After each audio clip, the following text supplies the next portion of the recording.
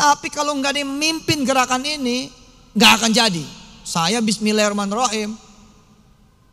Mulai lempar ide, ayo apa nih, sawah. Beli sawah berat Pak. 1 hektar itu belum tentu tiap orang bisa. Tapi ketika saya bicara, I need 10,000 people. Saya perlu 10.000 orang. Masing-masing 1 hektar itu masing-masing 1 meter. 1 meter 100.000. Dan bayarnya saya udah bilang sama petaninya, sama Pak Hajinya setahun. Jadi cuma 10.000. Siapa yang mau ikut? Banyak Pak. Tapi Mas Benny berkeyakinan bahwa ketika dia banyak berinvestasi dengan Yusuf Mansur, ketika dia terpuruk dan dia meminta kembali hak-haknya, berharap dengan hak-haknya itu dia akan kembalikan bisnis dia, ternyata yang dia dapatkan adalah nol besar ya. Ancaman malah diancam lagi. Diancam ya. Kang Benny.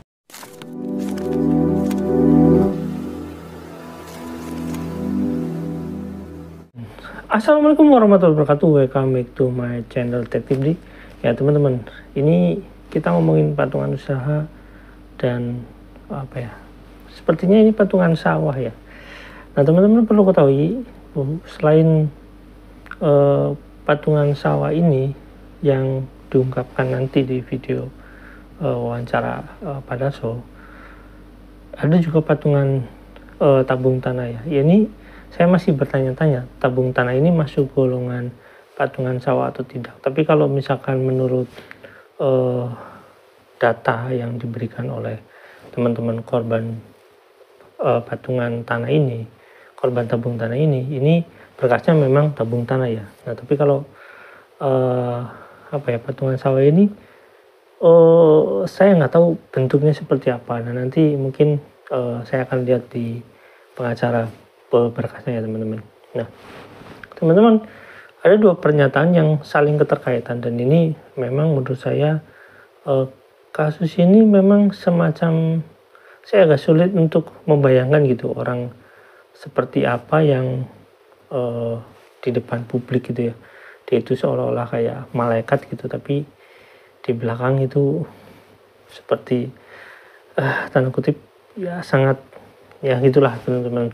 Ya teman-teman, kita lihat dulu videonya dan nanti ini videonya langsung saya compare ya antara pernyataan satu dan pernyataan berikutnya. Yuk check it out. Asik nih Pak. Kalau kita bicara office channeling, disinilah kita bicara kampus office channelingnya.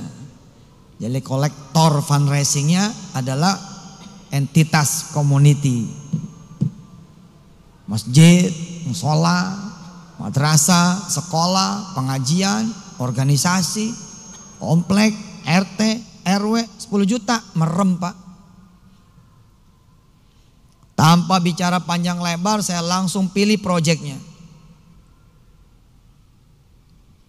Terima kasih buat DKM Masjid UB yang mencintai saya, alhamdulillah, Prof Unti dan kawan-kawan.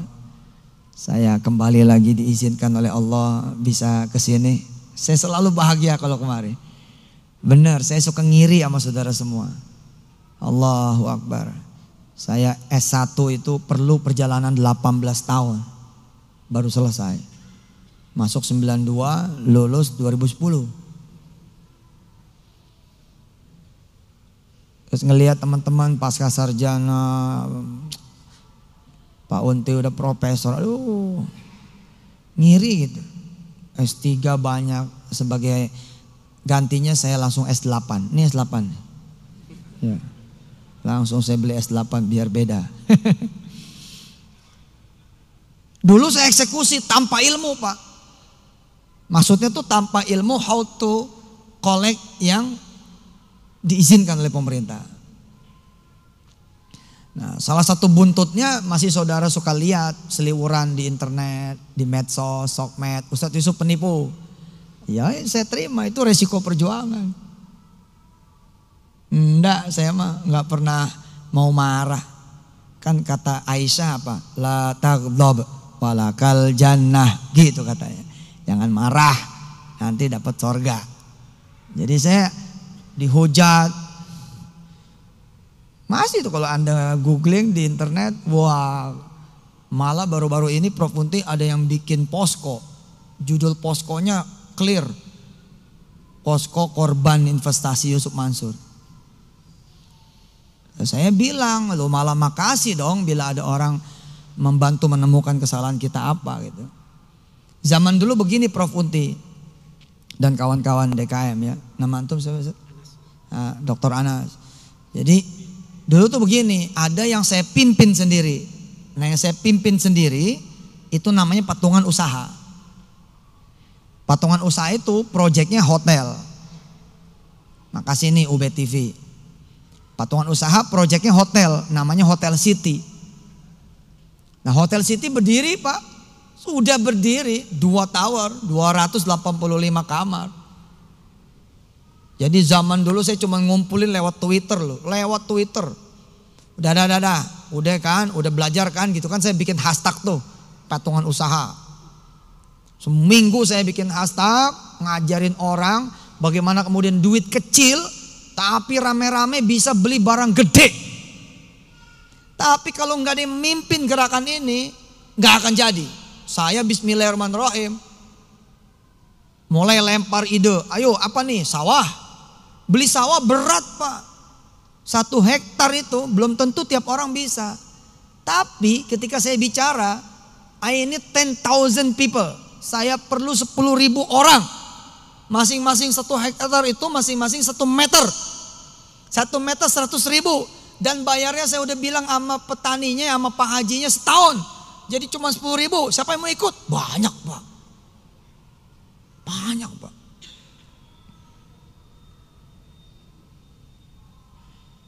Nah, selain yang saya pimpin sendiri, ada nih komunitas-komunitas yang juga bikin minta restu saya. Di antaranya Moya Fidi. Nah, kemarin saya dilaporin Bareskrim Moya Fidi. Nah, saya sebagai warga negara yang baik, lagi insya Allah soleh dan dermawan, amin. Loh saya datang ke Bareskrim. Loh ya kenapa orang tidak ada niat menipu, apalagi langkah penipuan tidak ada. Bedain Pak antara gagal sama nipu. Harus dibedakan.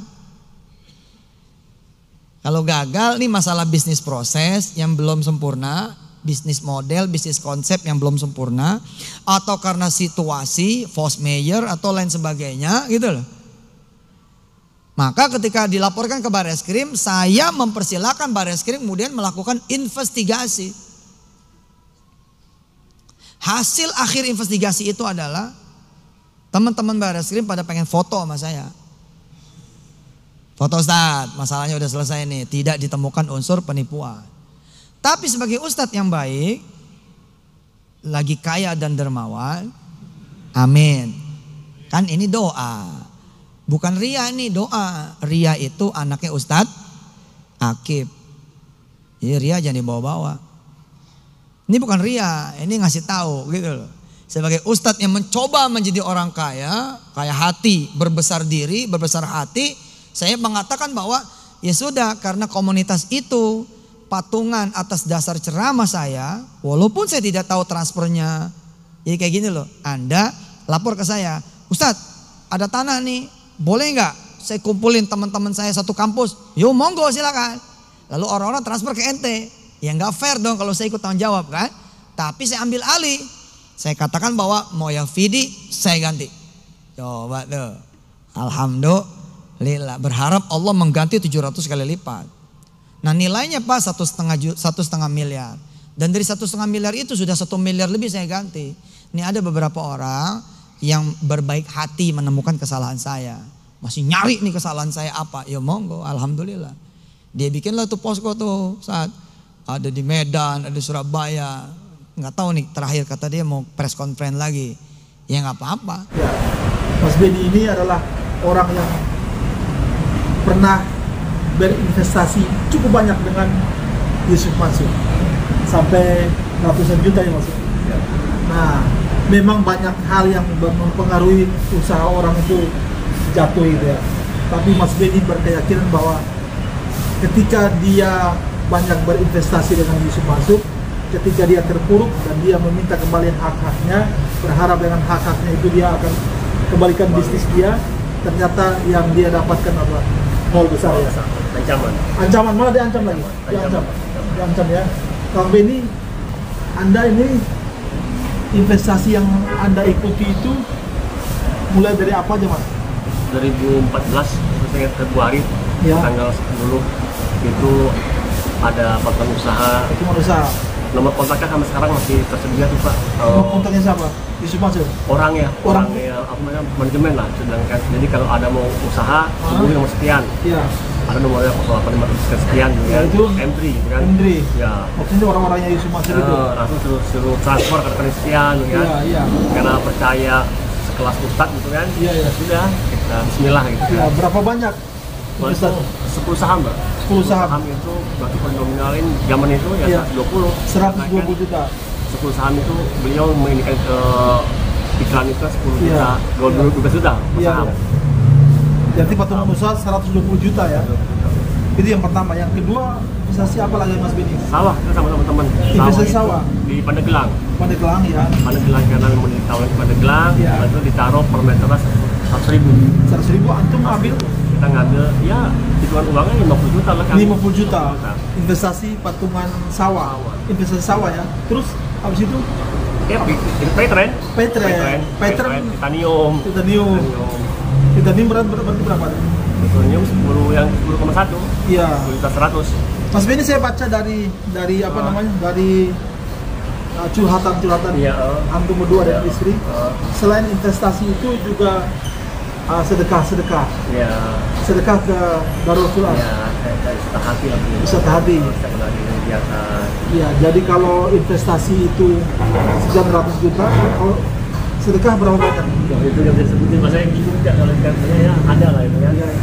Saya setiap ada cara-cara itu yang penting kadang lebih fokus ke sana ya, setiap ada cara-cara ya. Dan menurut istri Mas Benny juga, Anda begitu terobsesi, begitu menggandrungi, bahkan begitu apa ya? Mengidolakan Yusuf Mansur.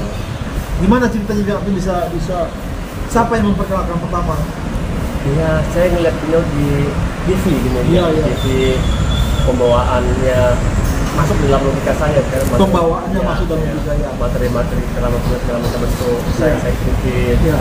Saya coba belajar sedekah lebih brutal lagi gitu Iya. kan. Terus tiba-tiba saya ditemuin setah hati lah gitu ya. Iya. Oleh teman-teman. Iya. Akhirnya ditawarkan investasi yang tadi kita sebutkan. Iya. Akhirnya sudah. Akhirnya berjalan waktu ikut sama beliau. Ya sudah. Akhirnya ada masalah di sini, saya coba diam di tempat gitu kan. Saya bilang sudahlah, kalau seorang ustaz nggak mungkin kita kerjain. Inilah kalah aja. Iya. Dalam posisi bisnis drop. Ya akhirnya kita coba mengingat yang lama gitu, Iya, iya. menagih yang lama. Oke, nanti kita lanjutin. Ini udah hadir Pak Zaini Mustafa. Pak Zaini Mustafa nih lawyer yang kita tahu, kita kenal selama ini. Insya Allah nanti Pak Zaini akan ikut membantu Mas Benny Murdiansa banyak. Nanti baru kita punya sesi kita harus Pak Zaini. Mas Benny, terus begitu Anda menyetorkan uang segitu banyak, terus siapa orang-orangnya Yusuf Mansur yang mengajak Anda untuk ikut berbisnis? Oh, itu namanya Ilham, Pak. Pak Ilham. Iya. Ilham ini orang Yusuf Mansur. Iya. Apa yang dia janjikan atau bagaimana dia mengajak Mas Benny untuk? Iya, gabung sama Ustadz, ini ada investasi bagus, untungnya sekian persen lah. Lalu bilangnya 8%. Oh, yang 8%, iya. 8%. Nanti ketika nanti kita nginep di hotel itu nggak bayar, gratis. waktu Jadi usaha selama ya? selama setahun itu boleh 8 kali kalau nggak salah waktu itu. Oh. 8 kali. Ilham itu masih ada di Yusuf Mansur sekarang? Contoh pas saya kontak dengan dia terakhir kali 2016. Itu cukup lama. Iya, iya. 2016 orang-orang itu. Oh, itu ya. Dan yang Mas Ilham tahu dia apanya Yusuf Mansur? Yang jelas setiap ada acara-acara Ustaz Habib pasti selalu dia kalau MC-nya Iya, atau iya. selalu ada lah Pak di Intel dengan apapun juga. Iya. Ada dulu namanya FSB. Iya. FSB itu sebar 1 juta buku kalau nggak salah. Nah, Iya. dia selalu dibutuhkan mereka. Iya, iya. Patungan usaha 120 juta. Terus patungan sawah Sawah 50 juta. Patungan sawah tahun berapa tuh? sawah itu kita coba 2016 lah. 2016 ya. Oke. Bulannya itu antara akhir April. Iya, iya. Akhir April. Siapa yang merekrut Mas Benny untuk ikut di patungan sawah ini? Kalau sawah itu saya ngeliat di IMG gitu kan. Oh. Menarik gitu kan. Oh, iya. Menarik, agar kami tertarik. Coba saya sama teman-teman bilang, oh bagus ya, aset ya. Ya sudah, akhirnya di situ ada keterangan nomor segala macam. Karena kita percaya seorang ustaz gitu kan. Iya, iya. Dan selama ininya investasi jangka panjang. Ya sudah. Maka teman-teman sekarang ketika ada permasalahan kayak begini, saya dikejar. Oh. Dan tanya sama teman-teman kan, ini gimana nih kok nggak selesai dengan mana profitnya dengan. Jadi Anda juga mengkoordinasi Ya, teman-teman. Berapa banyak teman-teman yang dikoordinasi? 19 orang lah. 19 orang. Dan 19 orang itu ikut patungan usaha sawah. dan sawah, investasi sawah. Ya. Pattern juga. Pattern juga pasti, kalau pattern pasti karena pattern lebih kecil kan, Iya. karena mereka ini jualan pusat segala macam Iya. ya. Nah itu semua teman-teman yang 19 orang itu sekarang minta tanggung jawab Iya. Anda dong. Iya. Itu jawabannya apa? Saya bilang ya nanti lah, saya pusing saya bilang kan. Ah. Terus ketika saya ketemu bapak, Iya. saya udah kontak beliau kemarin, beliau siap untuk Nah itu teman-teman videonya. Nah teman-teman lihat ya, di sana ada obrolan tentang patungan, patungan tanah ya, ada patungan usaha, ada patungan tanah. Dan di wawancara Pak Daso ini, orang ini kan di ibarat dalam tanda kutip ditekan gitu ya, diancam untuk mungkin tidak meminta gitu. Karena orang ini cukup dekat dengan orang-orang Yusuf Mansur itu, apalagi menyebutkan wisata hati. Berarti orang ini ini menurut saya teman lama gitu, ibaratnya pengusaha lama yang sering mensupport Yusuf Mansur itu. Teman-teman bisa bayangkan orang yang selama ini mensupport Yusuf Mansur ini kalau pernyataannya benar lah. Pokoknya saya tidak sedang menyimpulkan, ini kita coba menganalisa gitu ya. Bayangkan kalau misalkan orang ini memang pernyataannya benar, dan pastilah benar ketika ngobrol di pengacara gitu, dan mungkin memberikan bukti-buktinya gitu ya. Patungan sawah ini di luar kasus-kasus yang selama ini kita muat gitu atau kita jalankan, tapi pernyataan ini sinkron dengan omongan Yusuf Mansur tadi ya, bahwasanya case itu ada dan itu merupakan ya salah satu yang kemungkinan diminta sama si korban ini, tapi mendapatkan ancaman. Jadi menurut saya ini ada pernyataan dan ini ada pernyataan juga, dan kedua belah pihaknya itu menyatakan bahwasanya ke situ ada. Tapi yang satu bilang Yusuf Mansur itu kayak seolah-olah orang yang paling dermawan, orang yang baik hati, malah seolah-olah dipitnah bahwasanya dipitnah melakukan penipuan apa. Tapi di sisi lain ada orang yang merasa dirugikan. Saya nggak bilang merasa ditipu, ya mungkin ditipu ya, kita bicara mungkin ya karena ini praduga. Nah, dia merasa ditekan gitu ketika meminta itu. Bahkan mungkin kalau kita lihat di sisi lain yang sering saya dengar dari orang-orang yang mencoba menghubungi Yusuf Mansur atau orang yang datang ke sana, itu ditekan baik melalui pernyataan Yusuf Mansur atau melalui ya pihak lain yang rekanan Yusuf Mansur. Nah teman-teman,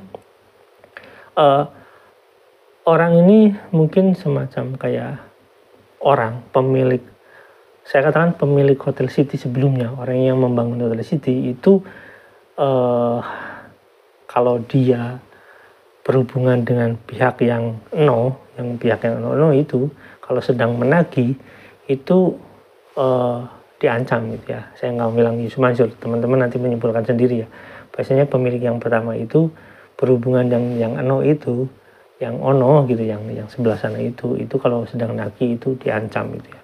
Dan sampai saat ini dia sudah mencoba mengumpulkan tenaga dia untuk menunggu momen yang tepat ketika semuanya kebongkar ya, sehingga runtutan ceritanya ini menjadi sangat jelas gitu ya teman-teman. Kenapa saya kumpulkan berkas-berkas itu dari cerita awal sampai cerita akhir, pada akhirnya nanti akan menemukan runtutan yang jelas bahwasanya betapa si orang yang seperti malaikat ini, saya ngomong Yusuf Mansur ya, orang yang seperti malaikat ini yang ada di seberang sana itu seperti monster gitu ya, menakutkan sekali itu walaupun topengnya itu ya topeng malaikat itu ya, tapi itu dia.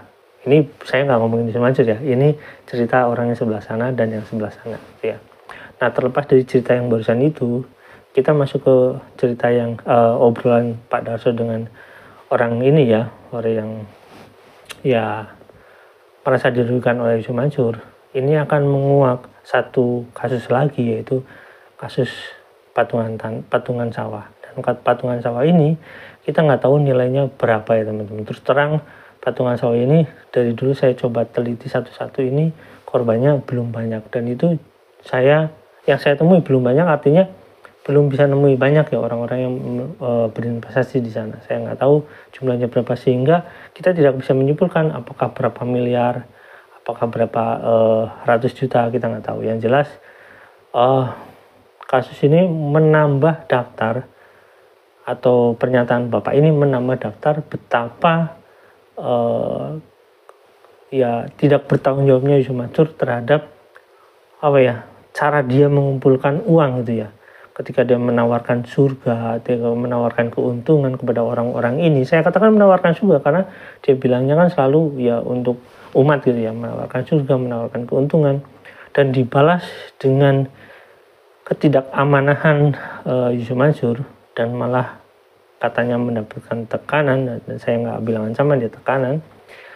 Ini menjadi sangat, ya baik saya maupun orang yang melihat ini agak geram gitu ya, mungkin geram, sangat geram. Tapi buat saya ini menarik, menambah daftar penyusunan histori atau penyusunan sebab akibat dari kasus ini, dan mungkin menjadi satu analisa yang nanti bisa diungkapkan di pengadilan ya teman-teman. Nah, semuanya akan runtun kalau misalkan nanti secara komprehensif kita bukukan menjadi sangat jelas gitu, terang benderang alurnya bagaimana gitu ya teman-teman.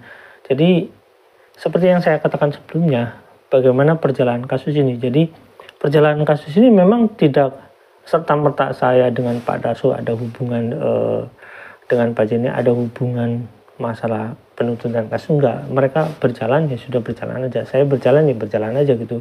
Walaupun nanti pada ujungnya saya harus menjelaskan, walaupun nanti pada ujungnya saya harus ya teman-teman harus memberikan berkas yang saya kumpulkan untuk teman-teman yang memang membutuhkan itu gitu, sehingga nanti ya saya memaklumi. Kenapa saya katakan saya memaklumi? Karena semua orang punya kompetensi masing-masing, semua orang punya kemampuan masing-masing, dan semua orang punya ide masing-masing untuk mengungkap kasus ini gitu ya, sehingga itu perlu dikumpulkan, perlu bersama-sama, sehingga nanti teman-teman bisa melihat, selain ya kemarin Pattern Asset Management telah ditutup dengan pelaporan ke OJK itu ya teman-teman ya, sebenarnya udah banyak sih orang-orang yang melaporkan ini secara langsung dan tidak langsung gitu teman-teman, cuma diproses atau enggaknya saya nggak tahu ya teman-teman.